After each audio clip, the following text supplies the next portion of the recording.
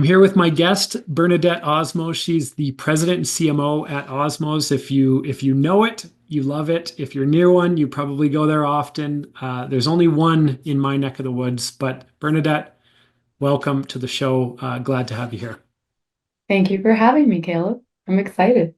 So for those weird Canadians that don't know about this brand and this organization, help us understand who is Osmow's and why, in your mind, is it a special place? Well, it is my family business, so I'll tell you the origin story if you can entertain it. Please. So, back in the day in '98, we moved from Egypt to Canada, and seeing how my parents' education didn't account for anything, my dad and mom kind of took odd jobs here and there until one day my dad spent all his life savings on two major investments. One, Polar Sub Shop, pre-existing sub shop in Streetsville, Mississauga, called Polar Submarine. And then two is a home for us to live in.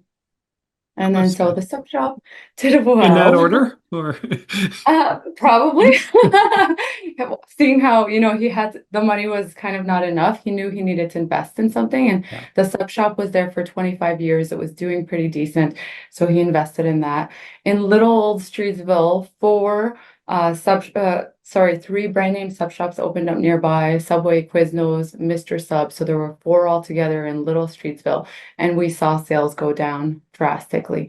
So in one day we made $47. whoa. $47. That didn't even cover the minimum expenses. So, anyways, it was bad. Mortgage was due. Things got really tough. And I remember being young and my mom telling me how bad things really were and that we weren't going to be able to pay the mortgage. It was a lot of stress for someone like me at a young age. And then one day my dad was working in the sub shop. He was cooking himself a traditional Egyptian meal for lunch. And we had two cool subs back in the day that nobody else had, a pizza sub and a Philly sub. Yeah, So yeah, in Canada, we had a Philly sub. And yeah. so those two did well. So the customers that loved them, they came for them. And while he was cooking, a customer came for his usual pizza sub at the time. And then he's like, "Hey, Sam, what smells so good?" And my dad, being Egyptian, offered him a bite of the food. And the guy, the guy was like, "Can I buy that instead of the usual sub?" And then Sam's like, "Yeah." So he ended up buying his lunch. And then that was like a light bulb at that moment. He's like, "Okay, you know what? Other cultures too enjoy exotic Middle Eastern flavors." And so he ended up, I don't know if you hear the bell, that means a new restaurant opened. I apologize about that. Congratulations. That's Thank awesome. you. Thank you. So, yeah, so he ended up coming home and he announced to family and friends that he's shutting down the sub shop and opening up as a Mediterranean cuisine. And then at the time, I always joke around and say, like, everyone and their mother was against the idea, including my mother.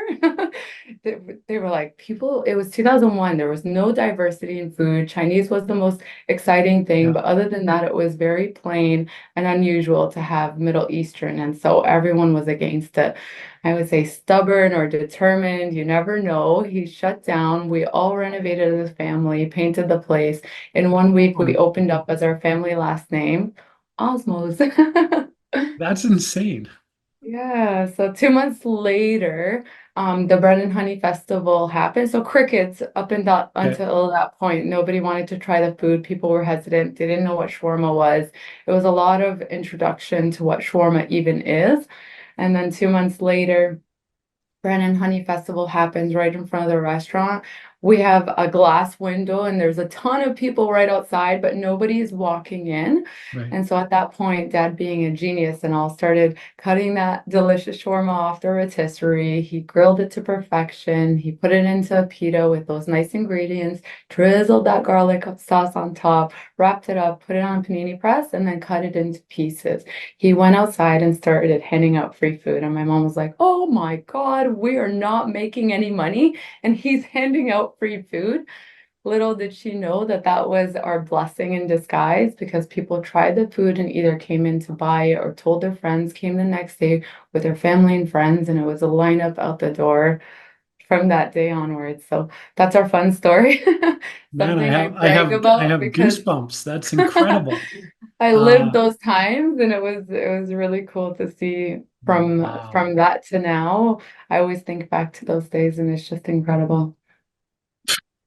Well, I was gonna ask you, why do you care about this brand? But I'm gonna save that question. Okay. That is How fantastic. can I Wow. not? Okay, so there should be a book at some point, right? Or a documentary.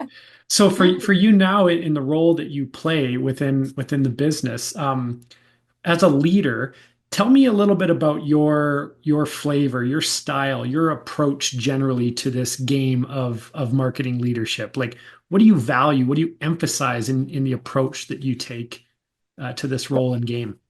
I value people because I honestly think they are your competitive advantage. I really do value our people and I try to make sure that we keep them happy and we listen to them. And I think honestly, between Sam, Ben, and I, we're all very involved in the business. Ben is my brother.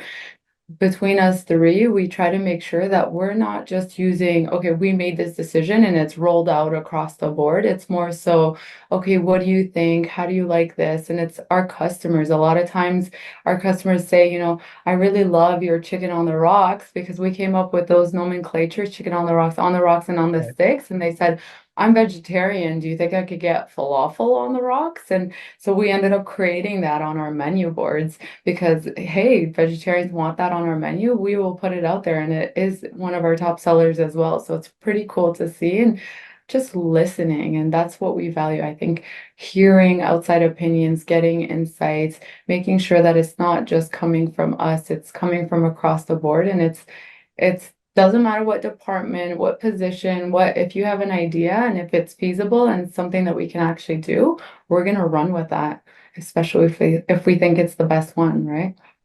So I love that as an approach. What happens if and when, whether it's from a customer or from an internal team member, um, a desire or an idea or something they want to see just doesn't fit with the plan that you have in place? How do you, on one How do hand, you welcome and maneuver? encourage ideas, and on the other hand, Yeah. say, we have to maintain some semblance of structure and identity? How do you balance that?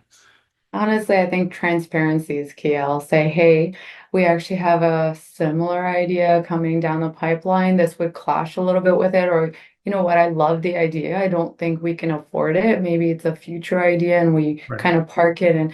But whatever it is, I let the person know, I love that you gave this idea. And here's why I love it. Here's why I can't do it.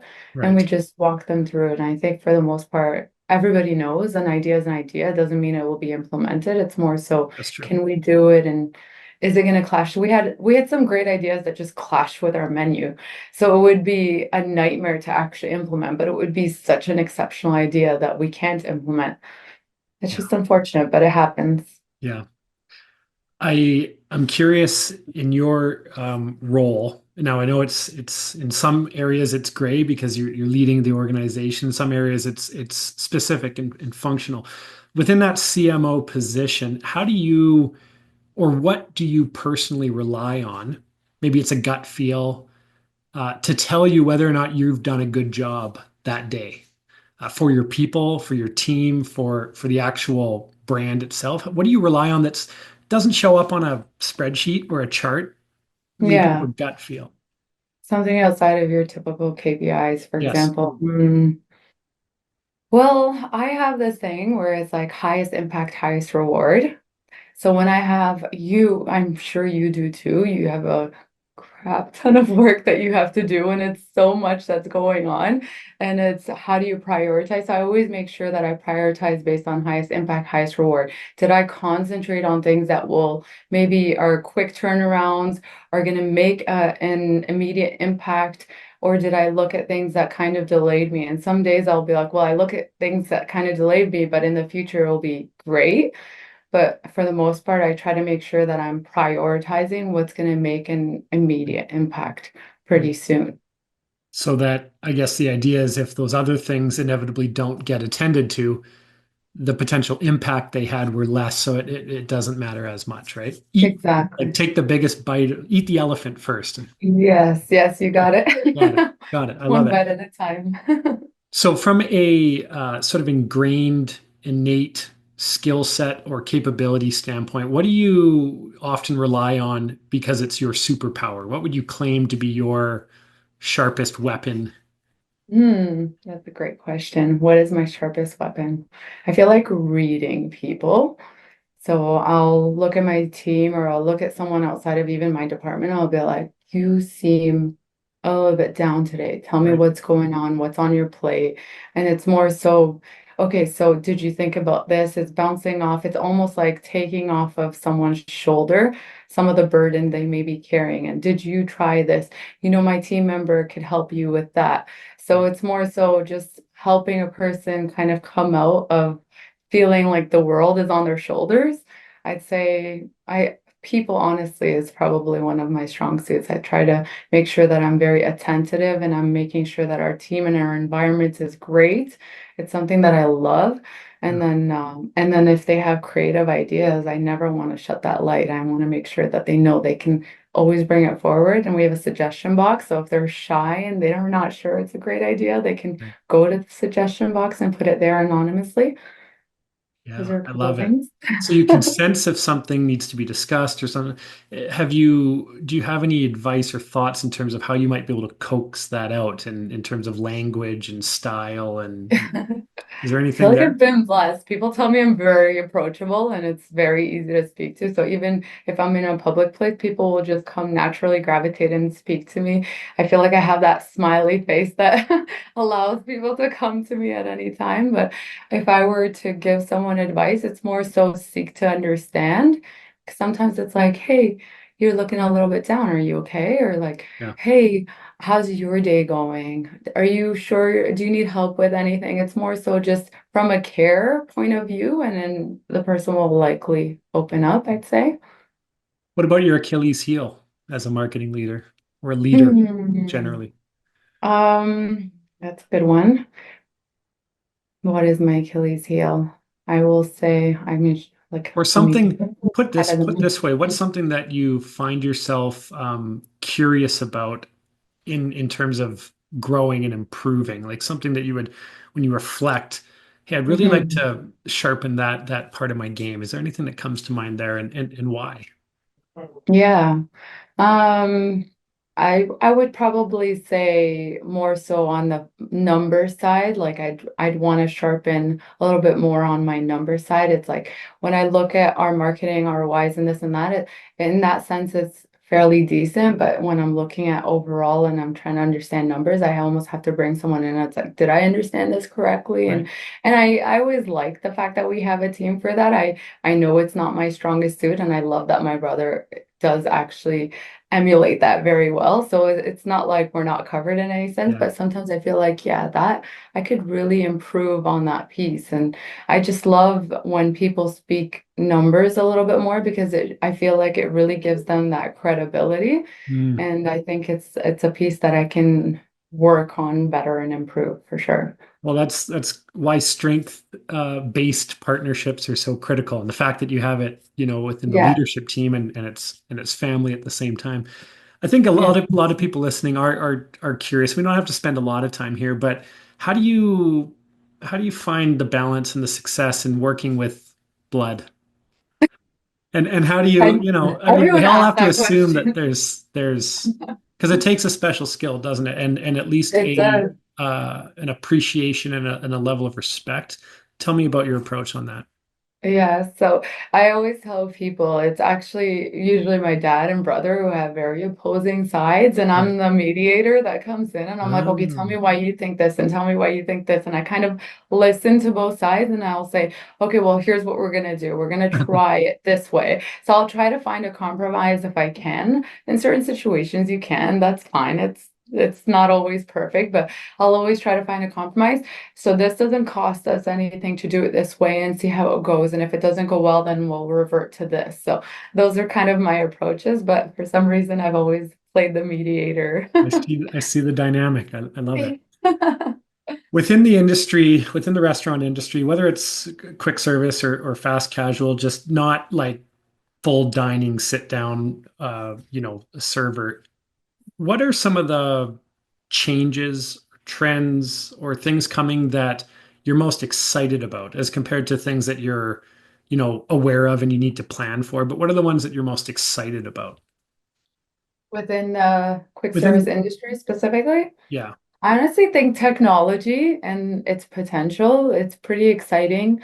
I feel like there are some things that we could really automate to make sure that a customer's experience is way better. For example, we recently launched our app, and just by doing that, it allows our customers to pre-order. They don't have to wait on the phone. We've had issues with some of our customers picking up the phone and taking the order.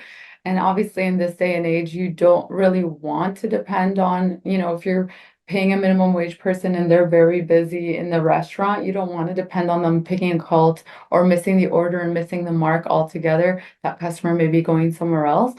So offering them that type of technology to make their life a little bit easier and smoother, those are some of yeah, the things that I feel like automating some of the processes that may be tedious for our team in general is also exciting when it comes to technology. yeah. On that topic, when now that it's a very established brand, I think it's 90 over 90 locations. And with the Bell, what is Oh, that now? so with the bell is 199. 199. Jeez. Okay, so we have a milestone coming up. Maybe a bell will Yeah. ring again on our call, but make it 200. But how do you and your team sort of navigate this idea of we want to be innovative and we want to put new concepts into the market, whether it's product based or just more campaign and messaging based. Yeah. But how do we do that while still maintaining the integrity of what's got us to where we are today, and because now the risk profile changes, doesn't it, when you're at Yes. It 200 does. locations? It does. We always say there's a target on our backs because obviously when you're the largest shawarma QSR in all of North America right now, it's like everyone's looking. What are you doing? How are you doing it? And so we always say there's a target on your back. But in terms of how we roll things out, we try to stay small and nimble in the way that we roll or innovate. So if it's something that typically a lot of our team has worked in bigger QSR brands in the past, and so they roll out, they'll have a pipeline and they'll have a rollout plan, and it's probably 18 months. And we're very impatient, so we're trying to work with, having the right processes in place, but also rolling out as fast as possible. Yeah, It's more so taking the suggestions from people and making sure that we also implement in a fast way and in a way that won't mean it's not seamless. So it will be seamless. It'll roll out well. Did I answer your question correctly? totally. Do you believe that there's enough brand integrity and loyalty sort of baked in that there could be a few missteps along the way and you'd recover? What's your perspective on brand strength right now? Yes, I do. We have a somewhat of a cult-like following. It's You those do. those diehard customers, and they're loyal from day one, and they're just we call them the OG Osmos customers. They've been with us throughout, and they really some of them I have actually on my social media or that reach out and say, "Hey, do you remember me?" And I've served you. I know Yeah. I've served you in Streetsville, and sometimes I'm like, "Hey, you take lettuce, onions, and medium spice," right? And they'll be like, yeah, how do you Wow. still remember these things? Because we've had those customers for a long time. And so I think, yeah, we definitely have that. And I've seen so many brands that have made mistakes and they do recover from it. And I always like to say, we don't care about making a mistake or like launching something that maybe isn't as successful and kind of swallowing, I'll say, the money that comes behind that because we want to be able to make those decisions, move fast, and then take them away if it didn't work. It didn't work, it's okay. Right. Let's move on, let's learn from it. I feel like if you talk to somebody and what did they learn in life, they probably learned it from a bad situation in Sure. their life more than a good one. Now is So now is your really good dad still giving free shawarma out on the street all the time, or have you reined him in? advice. It's incredible. I am trying to implement what he does as much as possible. Like Right. take that and capsule it and just make sure that our restaurants capture and do what he did back in the day because the way his Totally. care for the customer was, I just want to like emulate that everywhere. I I loved love it. that. You Yeah. talk about we a lot. So every time we talk about how you're approaching things, it's always we and the team. So obviously a signal of a great leader, but introduce us to sort of like who makes up the marketing team today. And my follow-up question to that will be, how did you decide on the right team structure for you, a combination of some full-time folks, some external partners, because that's a tough one for marketing leaders. It is. It's very tough. But initially, it was me. Yeah, Initially, it was me, and then obviously my brother with his help. And then eventually it changed to, okay, well, now we're growing and we need more people. So I had, at the time, went on mat leave. So that's when we hired our VP of marketing now. So when I went on mat leave, I hired her, and she was the one that took over when I left. And then she ended up adding two team members. We have a brand manager and then someone that did our digital. And then we also have two digital marketing people. So one is digital for LSM, and one is just digital, newly created role that is starting soon, actually. And then we have our director of marketing as well. So our team grew a great deal from 2017 when I came back into head office full time. It's been growing, and we have an in-house graphic design person as well, which is huge for us because obviously we do a lot of artwork and turnaround. yeah, And then, yeah, it just grew over time. Do you spend a lot of money on agencies at that point? Do you change it over to an yeah. in-house person? But we still capitalize, obviously, on agencies like you, where you can actually go to someone and they have the full scope and they take care of everything that you need, and they kind of take the headache away that comes with that as well. It's a dance, isn't it? And it It changes is. season to season. Osmos It is. today is Yeah, different than Osmos 10 years ago, right? exactly. Um, as it relates to your marketing operation today, so think internally, whether it be related to team or to process, or what do you and the team recognize as like the top challenge and one that you're excited about working on together, but the thing that causes the most pain today? I'd like to create some level of okayness amongst our audience because I think a lot Yeah. of folks think that it's only their problem, but No, no, I'll be very vulnerable. I think our opportunity for sure for improvements is social media. I feel like, especially for me, I am not at all a social media girl whatsoever. I don't, to me, it's an album where I post about my family, my kids, and it's their future album that they could take over from me one day. But social media is a whole other ball game, and it's something that we're trying to improve and have a personality on. So right now, I think we're working on what is that personality, what are the pillars that we're going after, and how do we make sure that we are true to our brand. And mm. that's something that we definitely have some room for improvement on. And as it relates to the message or what you do from an external marketing perspective, maybe it's thinking LSM side, maybe it's more national. Is there anything from a tactical area that is working, so not social, that you're just excited about driving home even deeper because it's been so successful historically? What I find what we had that was historically successful was probably advertising on TV with cable. And then we're Interesting. realizing that it changed a lot, right? With all the different streams and all the Right. different IPTV and platforms and this and that. It's been extremely different. So should we look into broadcast as much as we used to? It's kind of a question that's coming up a lot right now. And it's something that I know our 2019 campaign with the Raptors was kind of That like was good it, timing. it put us on the map, right? We saw Kawhi Jeez. Leonard was acquired to the team, and it was like, okay, well, if we're ever going to do this, because Ben and I were always talking about, we got to do this. With the Raptors, we felt like their demographic of audience resembled our demographic of customers. And so we were like, okay, this is kind of an easy thing for us to go after. So now Kawhi got acquired into the team. This is the time. Let's go for it. And we kind of just put I'll say, all our eggs in one basket. And I made a couple of calls, and I ended up talking to the agent of Fred VanVleet, and they're like, yes, he's interested. And I said, okay, awesome. And they're like, but he's interested in doing it with a friend. I'm like, a friend? Who's his friend? They're like, Norman Powell. I'm like, whoa. So Perfect. Ben and I are now excited. Norman Powell is now in with Fred VanVleet, and it was a lot more than we were looking to spend, but we thought, hey, let's go for it. And we made, a few commercials in a the span of 4 hours, we shot 3 commercials, What? two of which we That's rolled out. crazy.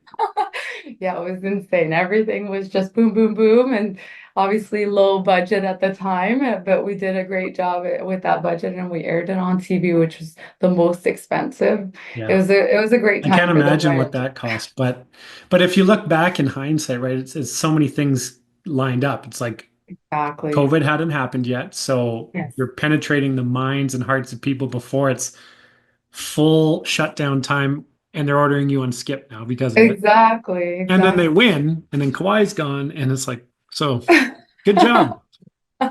The stars were aligned, that's for sure. And actually, I don't know if it's because of that, but well, I do know it is because of that. When we rolled out the broadcast, it was like plus 30%, same restaurant sales growth instantly. And it was just those campaigns on TV and having Norman Powell and Fred VanVleet. It was incredible for us. But when COVID hit, we also still saw year over year plus 20%, Yeah. same restaurant sales, which was also incredible. It was just, And it other was and other magical. brands weren't experiencing that, right? So, Exactly, exactly. Well, well, we were considered essential. We were fortunate not to have to right. shut down, right? So it was truly that the stars were aligned from that moment kind of onwards, which was great.